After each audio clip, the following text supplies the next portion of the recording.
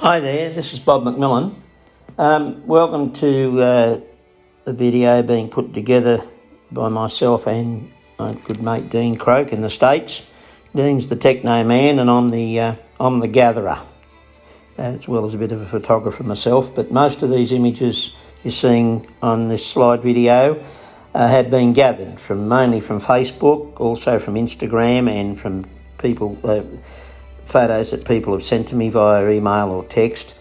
I'd just like to pay a tribute to the people who actually took the photos, many of them unknown to me or anonymous because they haven't signed their name at the bottom of the photo or somewhere on the photo. But to those that have, there's a big vote of thanks, and to all the unnamed ones as well. Also, a lot of the photos were contributed on various media, and like I said, via email and message from people like Liz Martin, Bruce Gunter, Gary Hutchins, Tony White, and all dear friends and valued colleagues of mine, and who all share a lot of history between them, along with others. And also some of the ones sent to me, which feature in a separate little video of their own. The next one was sent to me by Graham Hellison and Paul Zappelli, who's better known to most people as Coco. Anyway, there's some very interesting history here, and the video starts with that blue K123 cab over of Dinsdales from Perth. That's a very, very classic piece of road transport history in Australia. It's one of very few vehicles in this collection, possibly only 4 or 5, that are still actually at work on the roads. It's as important a historical item as a V12W model of Paddy Ward's and the KTA 19 SAR of the late Ronnie Fuse that resides in the road transport hall in Alice Springs. It's got a V8 Cat, 16 Spicer, air start and a very heavy spec. Often only pulls doubles, but you often see it with triples as well, and they're all good loads. And the truck, the way it's operated and the work he does is a credit to the operator. Not that I've met him, but I'd look forward to it one day. But still, it's classic history, and that's what we're trying to portray here.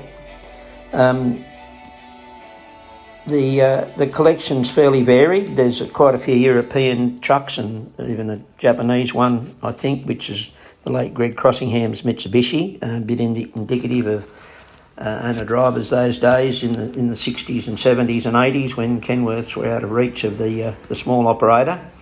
And so we resorted to other things like Mercedes-Benzes and Volvos and of course the Birds with their famous Fodens. And yes, it's all very interesting. So I hope the pictures speak for themselves and you find them interesting. Many of the companies represented here are no longer in existence. Road Freighters, the old Brian and Cedric Abboud, although their son and nephew Tony is still in business on the Gold Coast. Vern Hislop pictured outside his 160 Enter with when he started Baku Transport, and of course Ian and Barb Clark with their beautiful collection of Kenworths and their LTL that they had. Knights of Kilmore, Canes from Portland, the list goes on. They all left their mark on the industry at the time, and were either and most of them were bought out or sold out, and they certainly had some classic gear on the roads, and it's a pleasure to have been involved with it all and to remember so much of it. The contributions that Commas and R190 Enders and Diamond T's and the European brands and Japanese trucks like Mitsubishis and UDs made to the beginnings of our industry are very hard to quantify. And also in one of the photos you'll see Bob Camilleri's green cab over Kenworth. He was one of the very early, if not the first owner-driver to operate a B-double in Australia.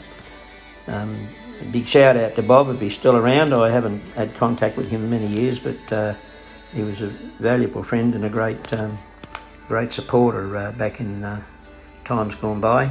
The history on these pages starts in about 1952 with the picture of a just the front end of a Federal, which used to belong to Bruce Panucci, who has featured in some of our other videos.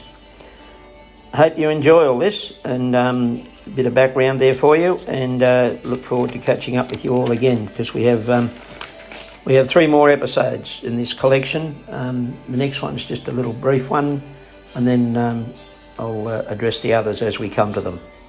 Best wishes to you all. Bye.